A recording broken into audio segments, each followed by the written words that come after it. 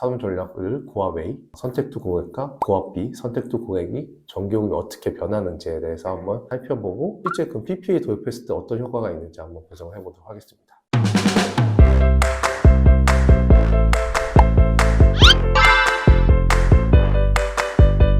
안녕하십니까. 기업 탄소 중립을 위한 재생에너지 PPA 솔루션 전문기업 위재입니다. 오늘은 오랜만에 전기요금에 대해서 한번 전체적으로 리뷰를 해보려고 합니다. 아시다시피 올해 이제 10월 24일에 산업용 전기요금이 이제 인상이 되었습니다. 전기요금 자체는 계속해서 21년, 22년, 23년에 걸쳐서 계속 전기요금은 계속 지금 올라가고 있는 상태입니다. 연료비 고정제라는 항목도 생겼고요. 기후환경요금은 7.3원에서 9원으로 인상이 되기도 했습니다.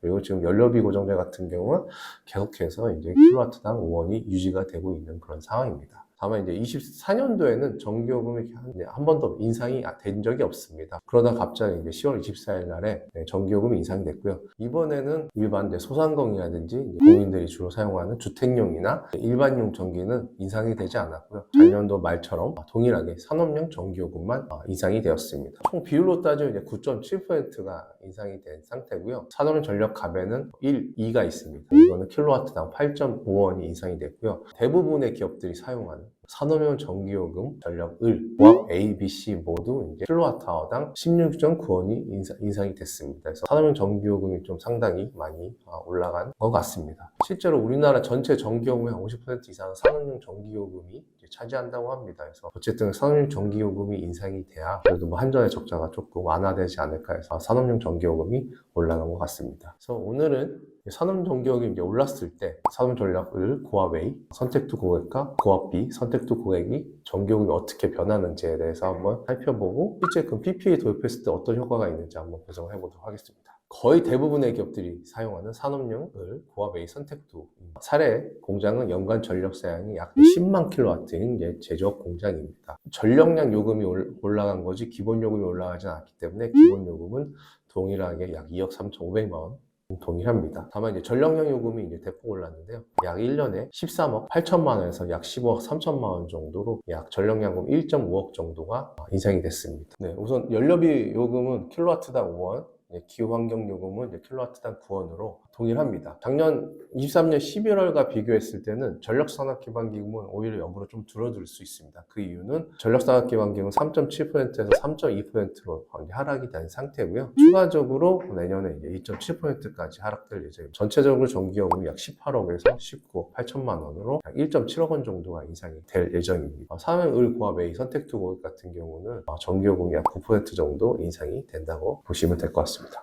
다음으로 산업용 을 고압 B 선택2 고객입니다. 기본적으로 아시다시피 산업용 을 고압 B를 쓴다는 것 자체는 전력을 막대하게 많이 쓴다는 얘기입니다. 기본적으로 해당 기업은 연간 전력 사용량이 약 870만 킬로와트에 달하는 공장입니다. 당연히 기본적으로 기본 요금은 바뀌지 않습니다. 기존에도 37억 정도가 기본요금 나가는데 동일하다고 보면 될 것 같고요. 전력량 요금 같은 경우는 약 240억에서 270억으로 거의 33억 원 정도 인상이 됐습니다. 그래서 이번 전기요금 인상으로 인해서 산업용 전력을 고압 A나 B 고객 모두 한 10% 정도가 인상이 됐다고 보시면 될 것 같습니다. 다음으로 이제 산업용 전력을 고압 A, B 고객의 실제 재생의 PPA 도입 효과에 대해서 분석을 한번 해보도록 하겠습니다. 기본적으로 이제 일반용과 달리 산업용 고객들 같은 경우 이제 PPA 도입에 따른 효과가 좀 많이 좋아진 편입니다. 그래서 동일하게 연간 전력 사용량 약 16만 6천 kWh 정도 쓰는 기업 대상으로 한번 분석을 해봤습니다. PPA 이제 발전소 용량은 약 1메가를 계약이 돼 있다고 보면 PPA 연간 구매 발전량은 약 136만 6천 kWh 정도 됩니다. 그 중에 이제 잉여 발전량이 어느 정도 생깁니다. 3,000kW 정도 생기고요. 실제 잉여 발전량 어차피 중간 재생에너지 전기 공급 사업자가 알아서 이제 전력 시장 판매하니까 이건 무시해도 될 것 같습니다. PPA 단가는 저희가 그냥 임의로 한 177원으로 한번 잡아왔습니다. 망조건은 배전, 타면 전소라고 이제 감안했습니다. 거의 실제 망조건에 요 조건으로 되는 경우 상당히 많습니다. 그래서 이제 여기 같은 경우는 실제 PPA 구매를 하게 되면 그만큼 이제 한전에서 청구하는 금액이 구매한 만큼 줄어들게 되는데 그게 이제 줄어드는 금액이 약 킬로와트당 한 183원 정도가 된다고 보시면 될 것 같습니다. 이 183원이 나오는 숫자는 시간대별 부하별 단가 효과에 대한 전력량 사용량 절감액이라든지 그거에 따라서 연료비 요금이라든지 기후환경요금까지 반영된 그런 숫자입니다. 추가적으로 이제 망이용료 같은 경우는 제가 이전에도 많이 말씀드렸지만 배전 타변전소하면 대략 한 킬로와트당 30원 정도가 발생하는 것 같습니다.